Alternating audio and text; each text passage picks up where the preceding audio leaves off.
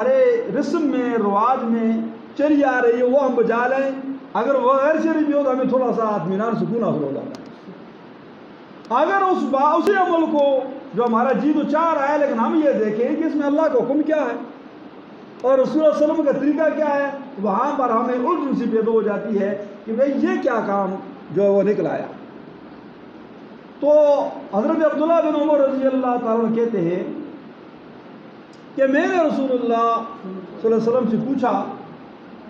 یا رسول اللہ صلی اللہ علیہ وسلم، اللہ تبارک و تعالیٰ کو کون سا آدمی زیادہ پسند ہے اور کون سا عمل جو ہے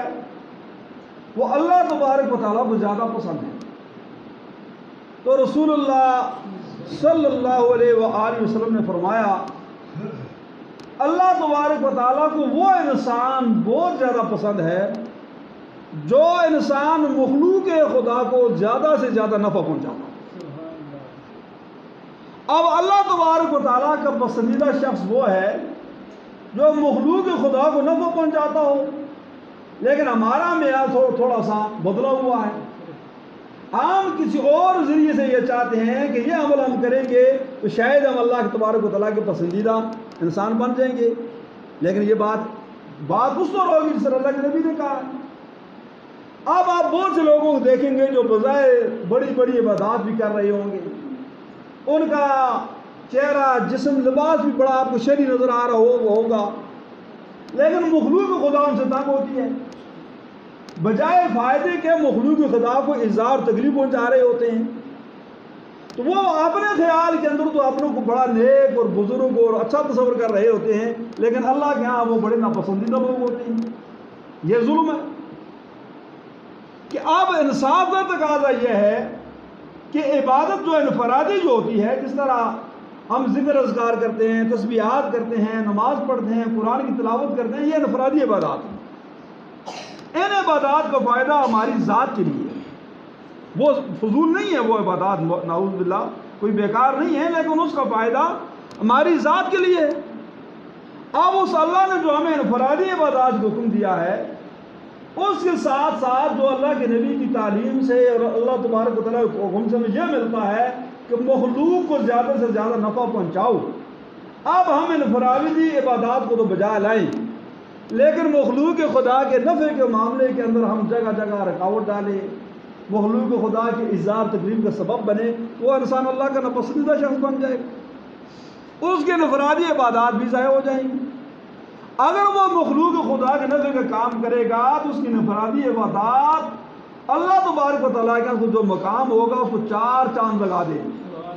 وہ اور زیادہ اچھا ہو جائے گا، بڑھ جائے گا۔ اس طرح دوسرا عمل جو فرمایا کہ اعمال میں سے سب سے زیادہ عمل جو ہے کون سا اللہ تبارک و تعالیٰ کو پسند ہے، تو رسول اللہ صلی اللہ علیہ وسلم نے فرمایا کہ اعمال میں سے سب سے زیادہ عمل جو اللہ تبارک و تعالیٰ کو پسند ہے، وہ رسول اللہ صلی اللہ علیہ وآلہ وسلم نے فرمایا کہ جو مسلمان کسی مسلمان کے دل کے اندر کوئی خوشی داخل کر دے، کوئی مسلمان کسی مسلمان کے دل کے اندر خوشی داخل کر دے، یہ عمل اللہ تبارک و تعالیٰ کو بہت زیادہ پسند ہے۔ پھر آگے اسی خوشی کے اللہ کے نبی نے خود تشریف فرما دی، فرمایا کہ اس سے کسی مصیبت کو دور کر دے۔ ایک آدمی کسی مصیبت کے اندر پھنسا ہوا ہے اور دوسرا مسلمان اس سے اس مصیبت کو جب دور کر دے گا، دور کرنے کا ذریعہ بنے گا، تو وہ مسلمان خوش ہوگا یا نہیں ہوگا؟ وہ خوش ہو جائے گا۔ لیکن ہم اپنے طور پر تو صدقہ خیرات وغیرہ کرنے کا بڑا شوق رکھتے ہیں، لیکن کبھی ہم نے صدقہ اور خیرات کا یہ تصور بھی ذہن میں لایا ہے کہ کوئی فلاں مسلمان مصیبت زدہ ہے، وہ پریشان ہے، اس کی پریشانی کو ہم دور کر دیں، تو یہ عمل اللہ تبارک و تعالیٰ کو بڑا پسند ہے۔ ہم اپنی خوشی کے وقت میں لاکھوں روپیہ خرچ کر دیں گے، لیکن کسی مصیبت زدہ مسلمان کے مصیبت کے وقت ہم اس کی 100-200 روپیہ یا 1000 یا 500 یا 5000 کی مدد کرنے کے لیے تیار نہیں، کیونکہ ہمارے ذہن میں وہی تصور نہیں ہے اسلام کا۔ یہ بھی ایک ظلم ہے۔ تو بھائی تم نے بیجار طور پر تو لاکھوں روپے خرچ کر دیے، اور جہاں اللہ کے نبی اور اللہ کا یہ حکم تھا کہ کسی مسلمان کی مصیبت کو دور کر دو تو یہ اللہ کو عمل بڑا پسند ہے. آپ نے کبھی کسی بھی مصیبت زدہ کو دیکھ کر کبھی اس کی مصیبت کو دور کرنے کا کوئی تصور نہیں کیا. یہ خود آپ دیکھ لیں، اپنا محاسبہ کرے، اپنے رشتہ داری میں، اپنے پڑوس میں، اپنے محلے میں، آج ملک کی جو صورت ہے اس میں آپ دیکھیں. اور دوسرا پھر اللہ کے نبی نے فرمایا، ایک تو مجموعی مصیبت کا ذکر کیا، پھر مصیبت کے اندر بھی مصیبت کی بھی قسمیں ہوتی ہیں. تو آگے اللہ کے نبی نے فرمایا کہ یا وہ اس سے قرض کو دور کر. ایک مسلمان قرض دار ہے اور وہ قرض کے بوجھ کے نیچے دبا ہوا ہے. ظاہر ہے کہ قرض دار انسان کی بہت پریشانی ہوتی ہے، اس کا کوئی لمحہ رات آرام سے ان کے نہیں گزرتا. اس لیے اللہ کے نبی نے بڑی پریشانی کے علاوہ پھر ذکر کیا کہ اللہ تبارک و تعالیٰ کو یہ عمل بھی بڑا پسند ہے کہ کوئی مسلمان کسی مسلمان کے قرض کو اتار دے. تو ہم ثواب کا تو بڑے نیت اور ارادے کرتے ہیں، اور خاص طور پر جب کوئی آدمی فوت ہو جاتا، مر جاتا، اس کے لوائقین، اس کی اولاد، اچھے نیک دیندار لوگ یہ چاہتے ہیں کہ ہمارے بھائی کی، ہمارے والد کی، ہمارے والدہ کی مغفرت ہو جائے، یہ ہم سے چلا گیا اور اس کے اعمال جو ہے وہ بند ہو چکے ہیں، تو اس کو وہاں پر برزخ کے اندر رات آرام اور سکون پہنچنے چاہیے. لیکن اس کا ہم نے ایک ہی طریقہ وضع کیا ہوا ہے جو ہمیں اباء و اجداد سے ملا. اب اس مسلمان جو مسلمان مر چکا ہے اس کی طرف سے صدقہ خیرات کا ایک طریقہ یہ بھی تو ہے کہ آپ اپنے علاقے میں، اپنے محلے میں، اپنی رشتہ داری میں کسی مسلمان کو دیکھیں کہ کوئی مسلمان قرض دار ہے، اس کو قرض کے بوجھ سے آزاد کر دیں اور وہ خوش ہو جائے گا. یہ عمل اللہ کے نبی کو بھی بڑا پسند ہے، اللہ کی بھی پسند ہے، اور اس سے آپ کو مردے کو بھی فائدہ ہو جائے گا. لیکن آپ نے کہیں دیکھا ہے کسی شخص نے اپنے مردے کے اصالہ ثواب کی غرض سے کسی قرض دار کے قرض کو اتار دیا ہو؟ کہیں سنا ہے آپ نے؟ یہ بھی ظلم ہے کہ بھائی جہاں جس کا جو حق بنتا ہے وہ حق اس کا ادا کریں، لیکن آپ اس کی طرف توجہ ہی نہیں کرتے. اور تیسرا عمل جو اللہ کے نبی نے بتایا، فرمایا کہ یا تو کسی مسلمان کے دل کو اس طرح خوش کر دے، جو مسلمان بھوکا ہے، اس کے حالات ایسے ہیں کہ وہ پیٹ بھر کر کھانا نہیں کھا سکتا. جس طرح کہ بعض لوگوں کو اولاد زیادہ ہوتی ہے، وہ محنت مشقت بھی کرتے ہیں، لیکن اس کے باوجود ان کے وسائل کم ہوتے ہیں، اور ان کو بھوک سے، جس طرح کہ شہروں کے اندر تو کئی لوگوں نے اپنے بچوں کو بھوک کے وجہ سے قتل کر دیا، دریاؤں کے اندر پھینک دیا، جھیلوں کے اندر پھینک دیا، ذبح کر دیا کہ بھائی ہمارے پاس ان کے کھانے پینے کے کچھ نہیں ہے تو ہم کیا کریں. یہ اس سے بڑا ظلم کیا ہوگا؟ اس لیے اللہ کے نبی نے فرمایا کہ کسی مسلمان کے دل خوش کرنے کا تیسرا طریقہ یہ ہے کہ تو اس کا پیٹ بھر کر اس کو کھانا کھلا دے تاکہ اس کا دل خوش ہو جائے. یہ عمل بھی اللہ تبارک و تعالیٰ کو بڑا پسند ہے. تو اس لیے یہ جو چند اعمال کا میں نے آپ کے سامنے ذکر کیا ہے، ہمارے ذہن کے اندر یہ جو نیک اعمال جو ہے یہ ہم اوپر سے سنا کے نکل جاتے ہیں. علم یا عمل اس چیز کا نام نہیں ہے. علم اور عمل اس چیز کا نام ہے کہ جو بات ہم سیکھتے ہیں، سکھاتے ہیں، پھر اس کو اپنی عملی زندگی یعنی لاگو کرنے کی کوشش کریں. تو اب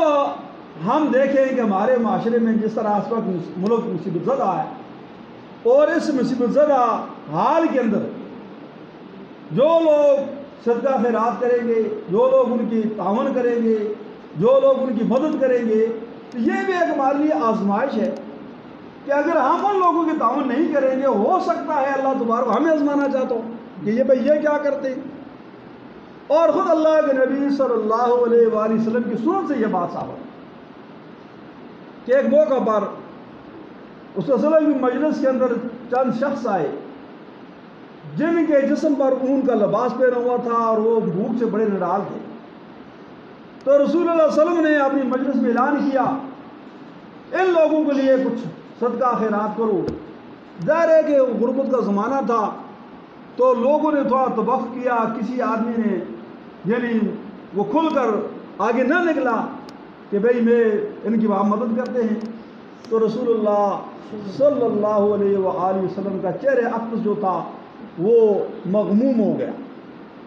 آپ کا رنگ اڑ گیا اور آپ پریشان ہو گئے۔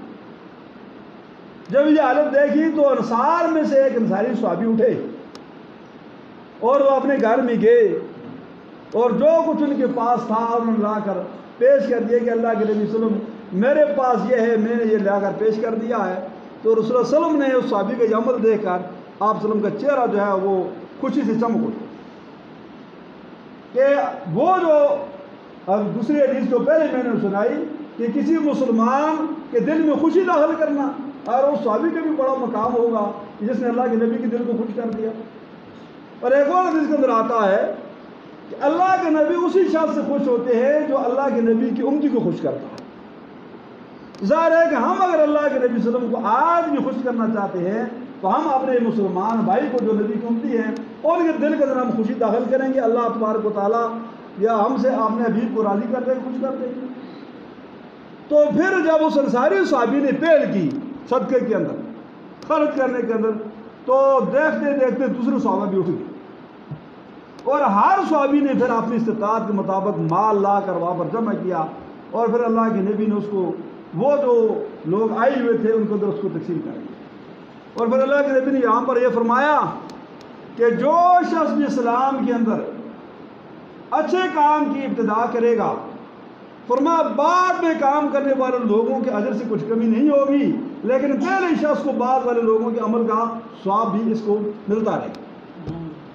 اس لیے وہ قانون اللہ کے نبی نے مقرر کر دیا کہ جو آدمی بھی نیکی کے کام کے اندر پہل کرے گا، بعد میں اس کی دیکھا دیکھی یا اس کی رغبت سے جو لوگ بھی نیک کام کریں گے، اللہ تبارک و تعالیٰ